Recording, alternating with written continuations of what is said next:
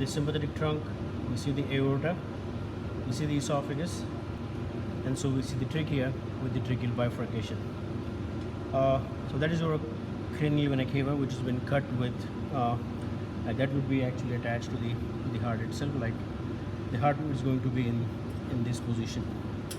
The right side, so the cranial vena cava continues up there. The caudal vena cava continues through the pericardium is still attached. So we see the caudal vena cava attached, like going backward there. So that in this specimen we still see the caudal vena cava, and then attached to the pericardium here, and that actually should attach to the heart right here. Okay, so let's look at some of the things that we can easily identify here, or at least we can see those things very clearly. So that is my right subclavian artery. These are the nerves which are coming off the vertebral or from the spinal cord. So these are your cervical as well as thoracic spinal nerve, which form the brachial plexus. So we're gonna leave them aside for a while, because when we don't need to look at them right now, we probably look at them in the limb. Okay, so on the right side view, what we see is, as we try to put the heart back, that's the azygous vein coming into the heart, drawing, collecting all the blood from the thoracic cavity as well as part of the abdominal cavity, draining into the heart. So that is your right azygous vein. And we also see that the intercostal veins on this side as well as from the other side, they're going to drain straight into the azygous vein.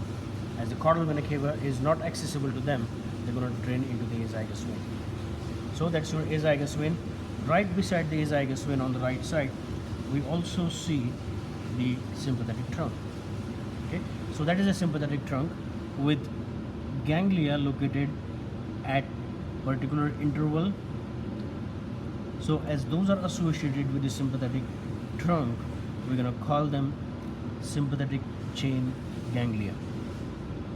So each nodule right here between the ribs, as it has to go deeper and make connection with the spinal nerve, that connection there is the rhamnoid communicatus. So these are going to be connection between the sympathetic trunk and the peripheral nervous system, that is your spinal nerves. This is still your sympathetic trunk. As we follow the sympathetic trunk all the way cranial, close to thoracic inlet, we see the stellate ganglia. Okay, so at this point we see another nodular structure that is called stellate because it looks like star also, and that's why this is your stellate ganglia, which is also called cervicothoracic ganglia.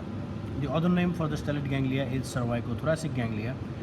Then from the stellate ganglia you have two loops which go around the right subclavian artery to get more distally and attach to the vagus nerve as it passes along, or as it passes below the subclavian artery. So at any point they join the vagus nerve, we see or we can feel another nodular structure, that is the middle cervical ganglia. I can see the vagus nerve has been cut right here, and so the loops, both of the loops which form the ansa subclavia around the right subclavian artery, then the sympathetic component, it runs along the vagus nerve. So at this point, within the carotid sheath, that nervous component, or that nerve, that becomes vagus nerve plus sympathetic trunk. So that is going to be your vagosympathetic trunk. Okay, so vagosympathetic trunk in the neck region, but from middle cervical ganglia towards the thorax and towards the caudal part of the abdominal cavity, when I trace or when I identify this particular nerve, that then becomes your vagus nerve alone, because sympathetic trunk joins the vagus nerve at the middle cervical ganglia. So everything caudal to the middle cervical ganglia is your vagus nerve only. Now one important branch of the vagus nerve we can see here is the recurrent laryngeal nerve. The recurrent laryngeal comes off the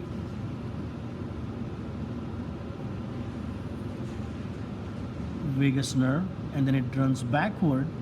It loops around the right subclavian artery, and then it goes forward. So the same structure you're going to see on the left side as well. That would make loop around the aortic arch.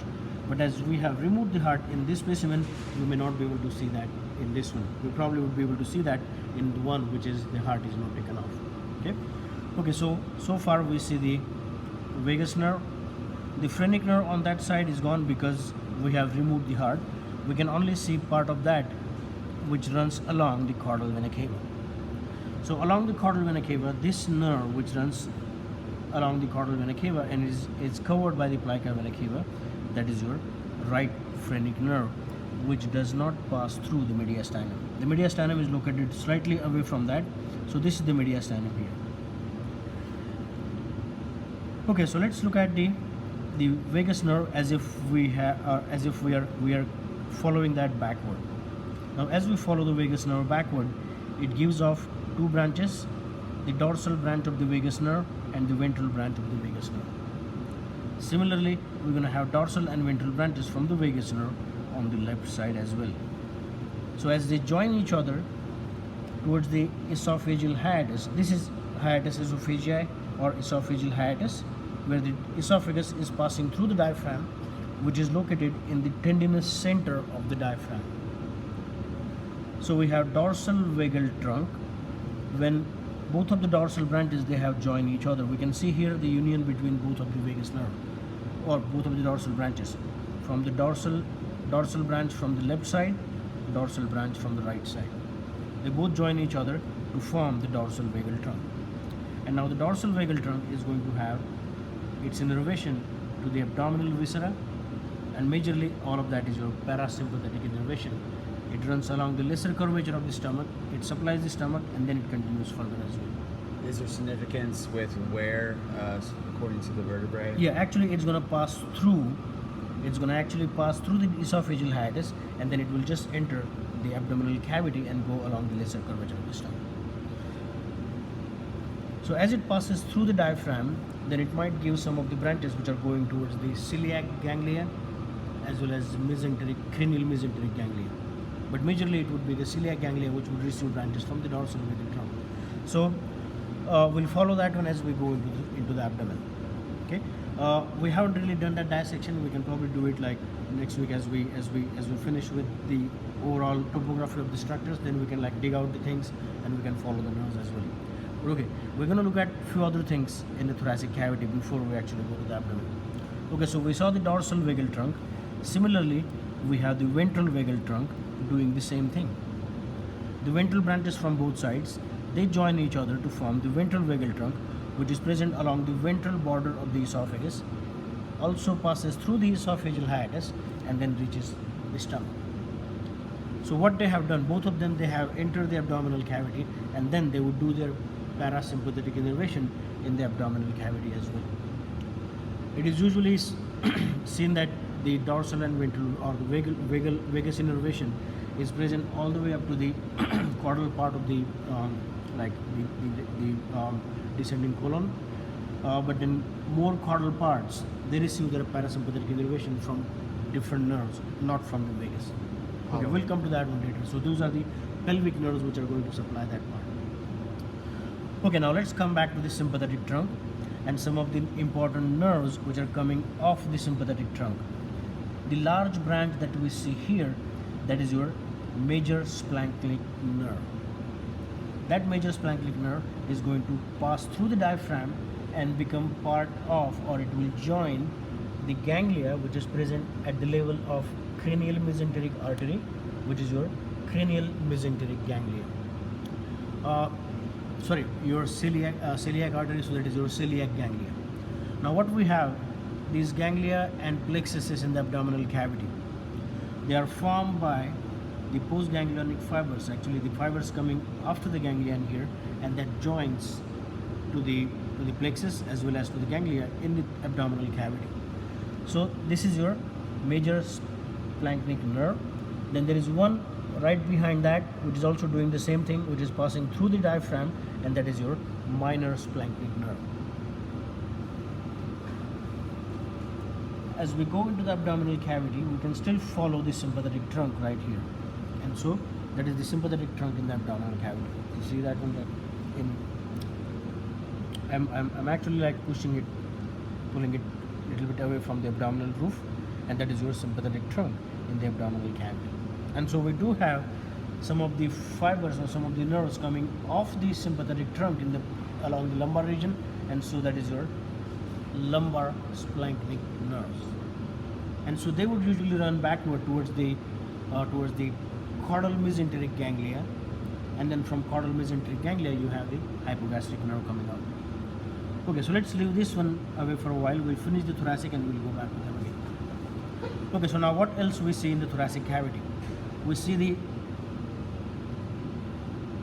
longus colli muscle, which is present along the roof of the thoracic cavity. Then we see the esophagus, the topography of the esophagus or relation between the trachea and the esophagus in the cranial mediastinum. Trachea is on the right, while esophagus is on the left. At the thoracic inlet, you will probably see the esophagus go slightly dorsal aspect, and then it goes back on the left side. And so we see like quite big impression of the trachea is because the tissue is fixed as animal is dead. Okay. Otherwise, in live animal, you may not necessarily see any impression of the trachea also, because this organ is going to be much softer. Okay, so we saw the esophagus, we saw the longus colli muscle, that is the trachea, with tracheal bifurcation located right here. And what do we see here? The dorsal aspect of the tracheal ring. The tracheal rings are incomplete along the dorsal side, but they are complete along the ventral side. So we don't see any depression or any collapse right here, but we do see some collapse where the structure has gone into the lumen of the trachea because it is dead. Okay, so that is your smooth muscles which are connecting the ends of the tracheal rings. So they would be useful in constriction of the trachea as well as relaxation or increasing the lumen of the trachea, depending upon whatever is needed. So what structure could be that? At this point, what I see that this is the primary bronchus. This is at this level is the primary bronchus. This is primary bronchus. This is primary bronchus. And as I go inside, I see like division between them. That is the carina. And so at this point, what has happened? As soon as the primary bronchus it came off the trachea, it gave away the secondary bronchus or your lobar bronchus. So this one is going to the cranial lobe of the lung. That is then again we have further divisions which would be coming to the middle lobe of the lung, caudal lobe of the lung, and as well as accessory lobe of the lung.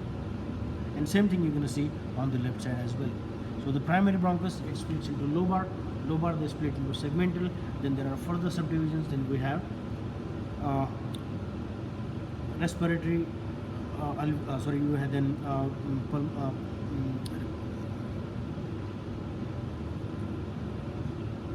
bronchioles, then respiratory bronchioles. From respiratory bronchioles we have like the alveolar ducts, and from alveolar duct, each alveolar duct has swelling at the end, that is your pulmonary alveoli, which is the functional unit. Okay, but from segmental bronchus to it becomes respiratory bronchioles, there might be more divisions occurring before it becomes respiratory bronchiole.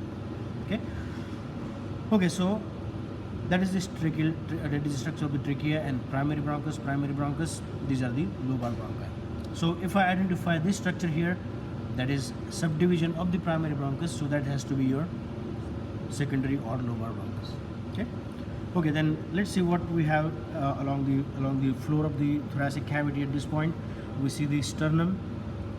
Then on both sides of the sternum, we see the transversus thoracis muscle. Internally, it would be lined by the parietal pleura, and then between the muscle and parietal pleura, you have the endothoracic fascia. Okay, let's go back to this side a little bit, as they still have them your pericardium in place. We can see the phrenico-pericardiac ligament. I can actually feel that ligament, or you can even see that ligament right there. So that is your phrenico-pericardiac ligament, as the pericardium is still intact in this specimen, which has not been removed along with the heart. Okay, so what they did, they cut open the pericardial cavity, and they took out the heart from the pericardium and detached the pericardium from wherever it was attached to the heart. So the heart is now outside the pericardial cavity and the pericardium is still there. So what layers we see here in this pericardium? See, like once you remove the heart, your visceral pericardium is on the heart, or your epicardium is on the heart. And then we have the parietal pericardium, which is the inner layer of this membrane.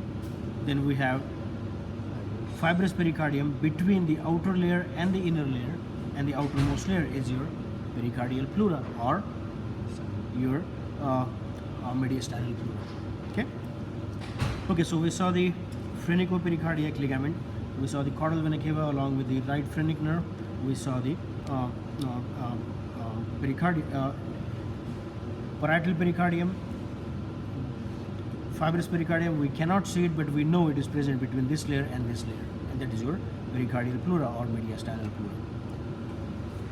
Okay, let's turn it on the other side and try to find out some of the